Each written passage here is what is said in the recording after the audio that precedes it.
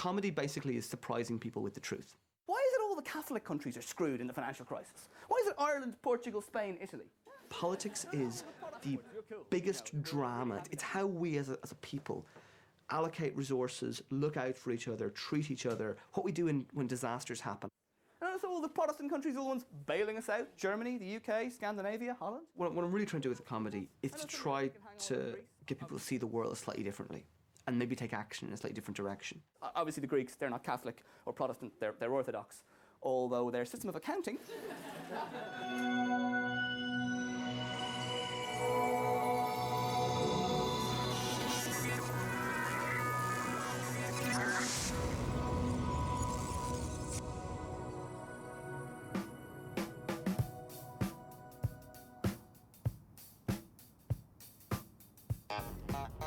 Abie Philbin Bowman is a comedian on a mission. He uses an incendiary combination of religion and comedy to provoke people to think again. He's also an atheist. Solidly the reason I'm an atheist is because, as I see it, there are two ways you can understand human history. Every culture we've ever uncovered has a creation story. It has a story which explains where do we come from, why do bad things happen to good people, what happens when we die. And that in the course of trying to answer those questions, we come up with stories which help us to collect our folk wisdom and how we should treat each other, and often very wise, interesting ideas about the world. Those stories are all made up. And that's what I believe. Yeah, so where do we come from? The Big Bang and evolution. Nice. Why do bad things happen to good people? Because the world is random. And what happens when we die? Not much. We die and we pass on. That's it. Abie made his comic debut with Jesus, the Guantanamo Years, which explores attitudes to terrorism through the eyes of a newly returned Jesus who's suspected of belonging to Al-Qaeda. we all realise that if Jesus Christ actually came back to Earth tomorrow, there is no way he would get through US immigration. I mean, he's a Middle Eastern bloke with a beard who wants to die as a martyr. Not going to happen. He's going to end up in Guantanamo Bay. That's basically how that works. If I'd written a show called Guantanamo Bay Isn't It Terrible Altogether, I would have had 18 people at that, and they would have all been members of Amnesty International. They would all have agreed with everything I was saying on stage. Whereas if I do a show called Jesus, the Guantanamo Years, and it's a comedy, and it's about Jesus being trapped in this ridiculous situation, which does actually make sense because he actually said, what you do to the least of these, you do also to me. And there's kind of a theological consistency, but it's funny, and it's a comedy. Then you can get thousands of people to come see that. I know terrorism is real. I know it happens. I mean, 9/11 obviously happened, and 3,000 innocent people were killed. That's a shocking and it's a terrible number of innocent people. It's almost as many as American doctors kill with prescription drugs and medical errors in an average week, It's interesting to think, isn't it, that Al-Qaeda cannot even compete with the American medical establishment. George Bush was in power, and he was kept in power by very right-wing evangelical conservative American Christians. They don't give a toss what I think. But if they can be made to realise that Jesus was against what they're doing, that's a big deal to them. They've got to work that out with Jesus. So that was what I was trying to do, is get that message to as wide an audience as possible. It's Sunday morning in the Philbin Bowman household, and Abie's father, John, is head chef. I never understand how anybody appears on television in cookery programmes with their Sunday suit on. Father and son have a lot in common.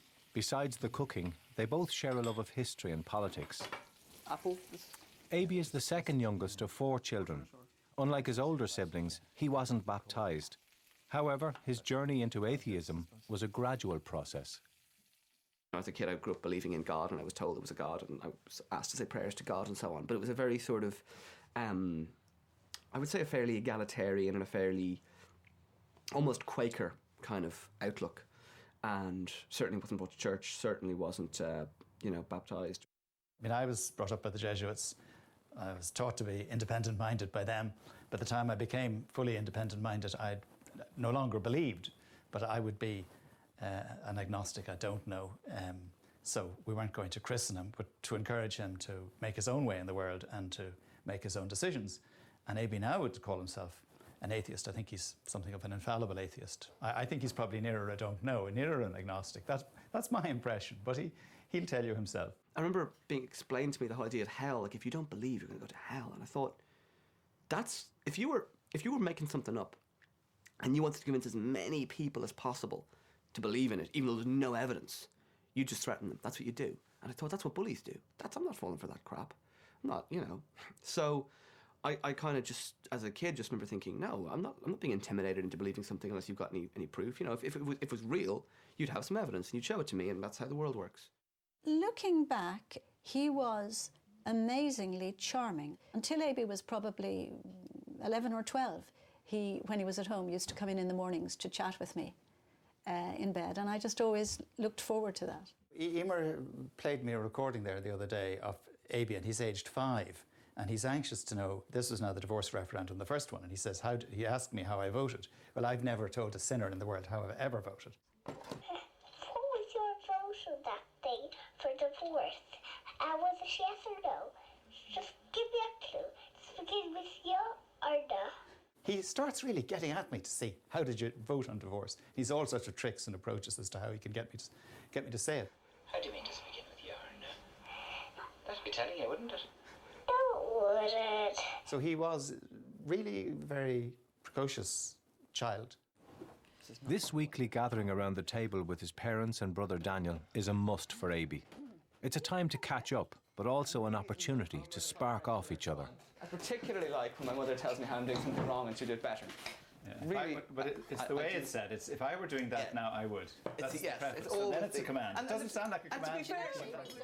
How would you describe him now? Difficult. In what way? Well, he's very complicated to deal with. He's always kind of ahead of you, but he's a terrific guy to spark off, obviously, and his knowledge of politics and international politics is phenomenal. Well, it gets hot and heavy, you know. It can be. We're very frank, I think. We're very truthful with one another and our failings and mutual failings. And Abie's not shy about that either. In the boardroom. When I was 5 and people knew my dad from television, it was like, you know, what's your dad do? He's in television. That's very exciting when you're a kid. But he was in the most boring bit of television. He was doing politics. He wasn't giving away cars or holidays or, you know, meeting celebrities and rock stars and anything. He's just doing the really boring, serious bit that kids don't give a toss about. My mother did her master's on the sexual behaviour of young unmarried women back in the kind of 60s. And at the time, this was very taboo. I mean, this wasn't supposed to be happening, according to the Catholic version of Ireland and so on. And so she found it quite hard to get placements in a hospital because all the hospitals were run by the church. So I think, I mean, my parents are kind of would describe themselves as agnostic, but I think that was probably driven by my mother. You didn't crack under the pressure of doing the eggs? No, they cracked. They're okay. Boom. Yeah, They're all weak. So you're the comedian. No, it's not.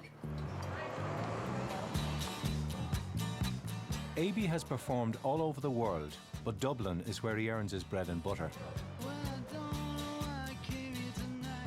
The comedy club is a regular haunt of his, and while he wants to provoke and challenge his audiences, the real battle is to do that and have them laughing at the same time. What I love about it at the club is, you know, there's no microphone. But the beautiful thing about it is everybody in that room upstairs has paid 10 quid out of their own back pocket to go and see a comedy show. If you go up there and you're not good for more than a minute, you're going to know about it. You know, you can't really fake a laugh. And if people aren't enjoying it, you know immediately. And that's, I mean, it's kind of terrible, but it's kind of brilliant because it tells you straight away if your stuff isn't working and you better change tack. And it kind of means you're cutting out, anyone who can't really make it is being cut out very early on. Philbin, Bowman!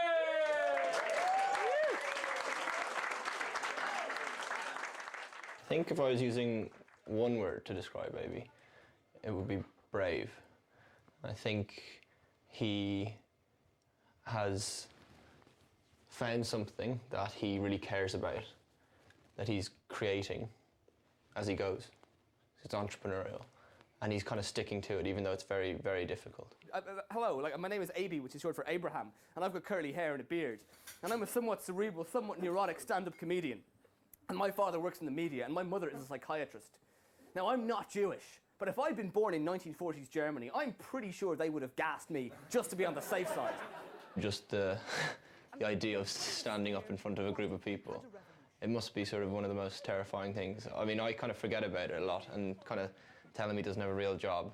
But then every now and then we go along to see one of the shows, and like just in the 5 minutes before you come on, I'm like, oh, Actually, that's pretty hard. I'm glad I'm not doing that. I don't know, but you look at revolutions happening in the Arab world, the Arab Spring, and the people of Greece, you know, burning down Athens, and the Indignados in Spain, a whole generation rising up, taking to the streets, and you think, why doesn't this happen in Ireland? And then you realise we just don't have the weather for it. He's a talent as a writer, talent as a satirist, talent as a stand-up and as a comedian. He's very good, and when he uses his comedic sense on radio, say, I've listened to some of his stuff, I think he's absolutely brilliant. I've sometimes been a bit thrown by one or two of the jokes and told him immediately afterwards and been glad when other people supported me. I think the Labour Party in Ireland are doing better now they've a leader whose name doesn't sound like an Australian sex toy. Want to come back to my place, Sheila? I've got a dick spring and a pet rabbit. One or two sexual jokes that I thought were just a step too far, but Abie tells me that you have to sometimes go nearly a step too far in comedy. He wants to use comedy to make the world a better place. Yeah. Sounds mad. Yeah. But all things that are new sound mad at the beginning, right? And then they get done and then everyone thinks they're normal because they were successful. There's a particular kind of American who does my head in. I think we all know the kind of Americans who have bumper stickers which go, "You can't spell Jesus without US." He has certain elements of Buddhist philosophy thrown in with a great want for people to stand up for themselves and do something about their situations and not take aboard everything that's thrown to us, I think. I think generally Abie just kind of calls it as he sees it, you know. He's not afraid to kind of cross certain lines, but not out of any desire to shock, but just to, you know, tell a funny joke and hopefully make people think a bit. I'm down in the city, you know where to find me. I'm down in the city, you know where to find me. I'm up on the top floor. I'm up on the top floor. I could have done law, certainly. People pushed me towards law because I did a lot of debating, and a lot of people in debating end up in law. I could end up very wealthy and not much of a soul and not really growing as a person. I remember noticing with my parents' friends, a lot of them got to a point in their life where they'd made a fair bit of money and they'd more money than they really needed, but they didn't really do anything they really loved. And I thought, yeah, you know, you can sacrifice a bit of money if you just want to do something you really like. My mother will now be scrutinising my kitchen etiquette now and telling me it's awful. You know, if I was making an egg, the way I would do it is, I use soul as a metaphor. Soul is the part of you that is a little deeper, a little bit less concerned with, you know, being fed and watching EastEnders, a little bit more concerned with, what's the point of all this? Of course, people have a spiritual side, and I don't do this. I'm not religious, but I'm really spiritual. I'm not trying to be that guy either. But you know, there is. I've always been hugely interested in that side of life, the side of life that's about meaning and about what's important. I really didn't want to be a comedian because I grew up in Dublin and I desperately wanted to be a famous and successful Irish novelist. But tragically, I had a happy childhood.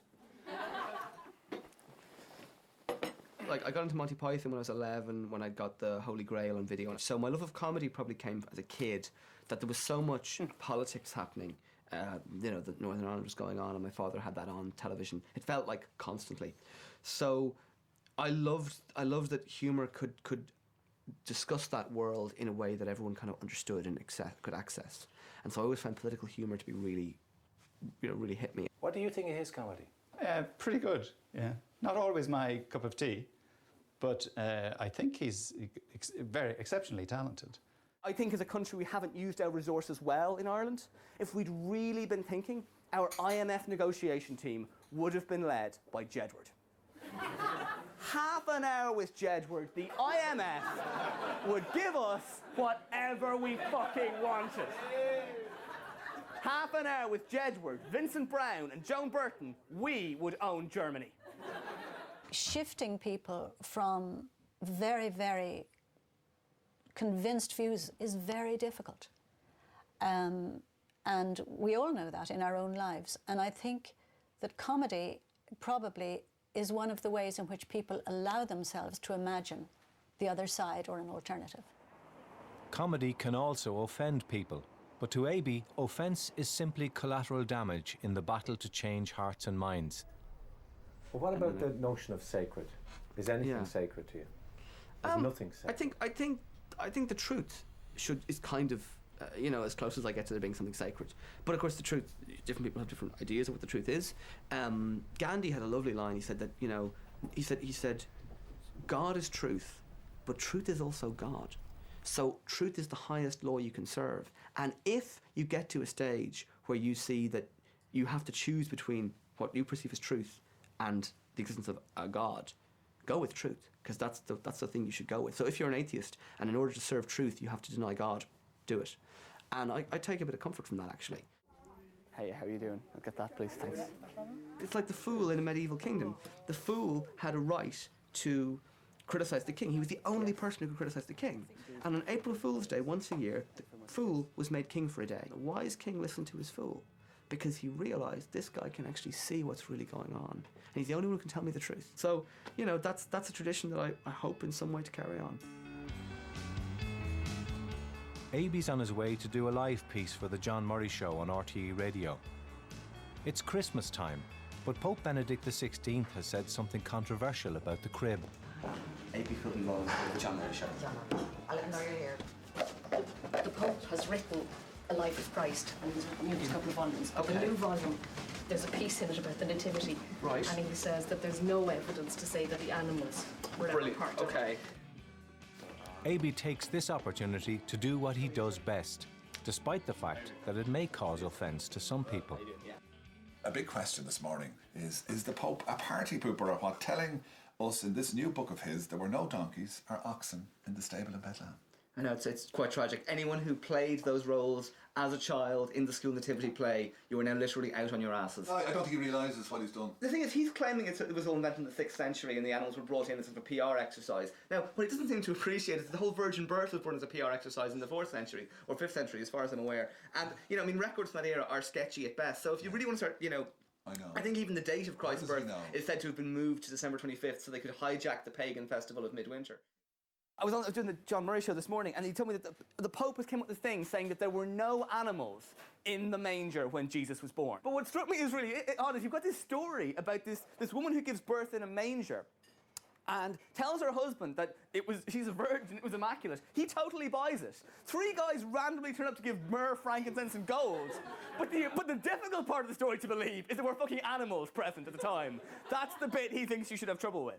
But what you're mocking is actually something that's sacred to people. But in terms of the resurrection or the virgin birth or something. Nick, the problems we've had in this country, whether it's political corruption, banking crisis, church abuse, the problems we've had have been that we had too much respect for power and authority and what was sacred. What we need is ridicule, openness, criticism, and an environment where truth emerges. I mean, if you're properly Catholic, obviously you look at the Pope, you think, that man's infallible. But I look at the Pope and I think that is the closest thing I've ever seen to an actual Bond villain. I mean, he's got everything. He's got the creepy German accent. And the shadowy Nazi past, yeah? And the priceless art collection. He also owns his own country, has diplomatic immunity, drives a fucking Pope-mobile, and is the head of a secretive organisation which is hell-bent on taking over the world.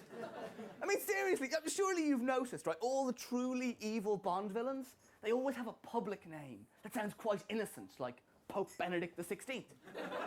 Nothing wrong with that. But they have a real name that is pure evil, like Cardinal Joseph Ratzinger. I mean, you can practically hear Sean Connery going, "You'll never get away with this, Ratzinger." You just said comedy is about surprising people with the truth. Yes. The Pope as a Bond villain is not the truth. But it is true. I said he's the closest thing I have ever seen to an actual real-life Bond villain, and then I list the reasons why he is like a Bond villain, and all of them are true about him. So it is the truth. It's how he seems to me and to my generation and to other people who I tell the joke to and laugh. I feel I should maybe tell one, I don't normally do this, but tell one pro-George Bush joke, just, you know, because I feel I should. You know, remember, okay, obviously he was a bit of an idiot and he ran the world for a while, but remember there's one thing about him I liked. Remember that press conference towards the end of Bush's career? He was in Iraq and some guy took his shoes off and just threw them at Bush. Remember that?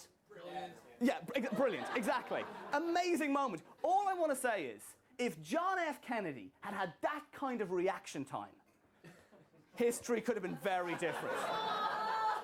What, too soon? Really? Because we live in this time when people hear the word politics and they immediately think of these two grey guys in suits who can't give a straight answer, fighting with each other. And that's not what politics is. Same goes for Abraham Lincoln, by the way. I mean, you know, people say George Bush never learned the lessons of history. I'll tell you this for free. He never once went to the theatre. Who's the idiot now, eh? What do you think of him? Oh, we loved him. He was just so fast, and every joke was spot on. It was great. You wanted someone that's going to make jokes about the important stuff that everyone else is afraid about. But he jumped right into it, and it was great. He was kind of anti-American, though. But most Americans are anti-American. So it ends up everything he said was completely true. I hate to say that. And he wants to change the world through comedy. I think it's a great idea. It's a great idea, but it's hard to do. If people aren't engaged, if people aren't switched on by politics, if they just go, oh God, that's just them people yapping and I don't listen to that and I switch out. Which is the majority of people. Which is most people do, yeah. They disengage from having any kind of effective power. And decisions are made by people who turn up. You know, and if the only people who run for office are self-serving Egypts, then we get run by self-serving Egypts. I actually think we have to, in this country and in most Western societies, have a really serious debate about how we select politicians and how we treat them when they're elected. When he was 12, Abie won a scholarship to Sanford Park School in Ranelagh. It's a non-denominational school, and the absence of a religious ethos probably suited Abie at the time. Religion is not on the curriculum, and we would have a huge focus on tolerance. So we have students with no religious background and students of every religious background within the school. If I'd been in a very religious school, I probably would have ranted and raved and shouted and screamed about why there was no God and it was ridiculous. Because I was in a very tolerant atmosphere, I did that, and people went, yeah, fair enough, that's your opinion, you're entitled to it. And I think I became much more tolerant as a result.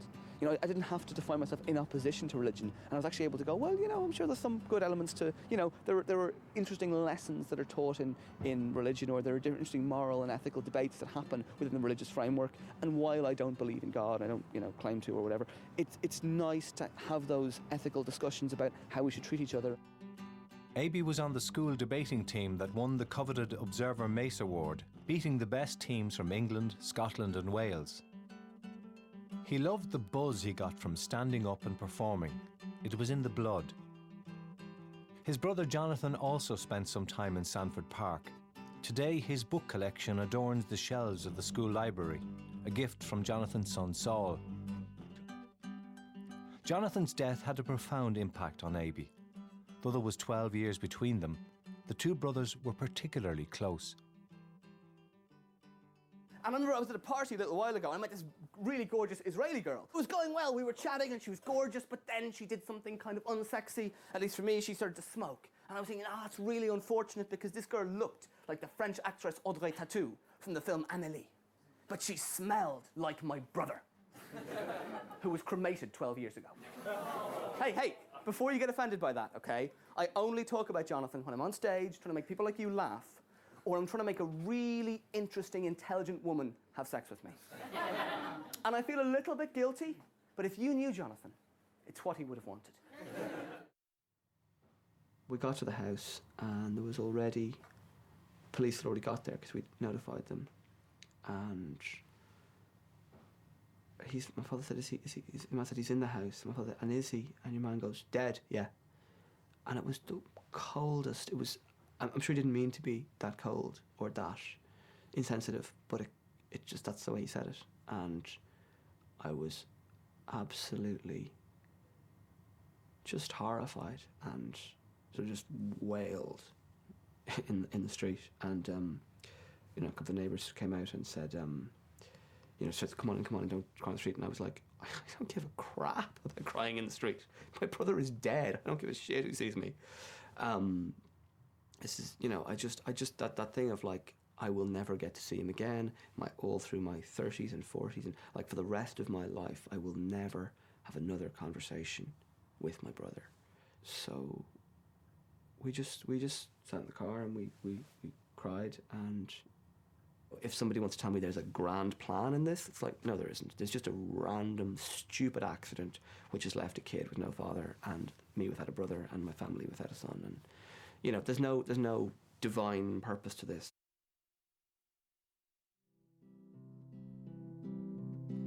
saw Jesus on the cross, on a hill called Calvary. Do you hate mankind for what they've done to you? They say there's two questions in philosophy: what can we know and what should we do? My question is, how should we live? What should we do? That's kind of what I'm interested in. For me, like, life is sort of about finding the stuff that has meaning and doing that, and just trying to bring about a better world in some way. You know, leave the world a better place than you found it. Was kind of how my father said to me as a kid, and that makes sense. You know, as I think what G.K. Chesterton said rather wonderfully, you know, we have been put here on this earth to be good to others. What the others are here for, I haven't the foggiest idea.